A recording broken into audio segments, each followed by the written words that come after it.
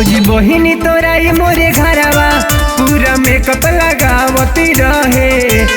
ओठे पलाली आँखें में काजल पैर छनकावती रहे। भौजी बहिनी तोरा ये मोरे घरवा पूरा मेकअप लगावती रहे। ओठे पलाली आँखें में काजल पैर छनकावती रहे। तराते देखनी भैया बोर्ड में पलके लगावती रहे। तराते देखनी भैया बोर्ड में पलके लगावती रहे।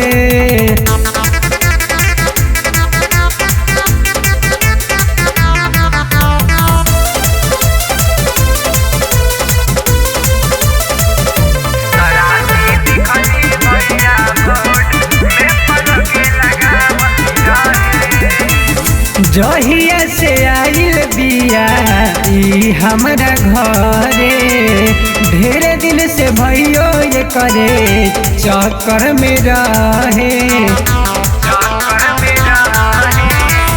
जहिया से आइल बिया ई हमरा घरे, ढेर दिन से भइयो ये करे चक्कर में रहे।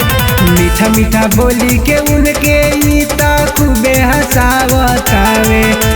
जहाँ जहाँ जाली पीछा पीछा आई के उनके बुलावे घर।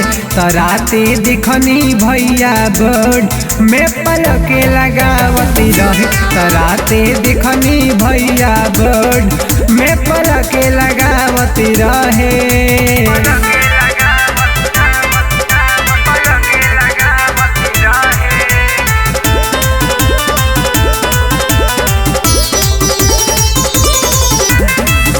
ते नहीं मनबे भौजी विशालवा के बतिया, भैया ई पिंटू के भी गड़ल बाया दतिया।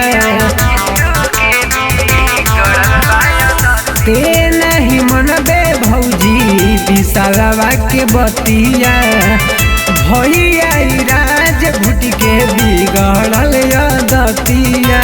दिले बाड़े किन के मोबाइल मनोज भैया के दुकान के हवे। कहनी है कहबे घरे पापा से तो हमके बोलावती रह। तराते देखनी भैया बोर्ड में पलके लगावती रह।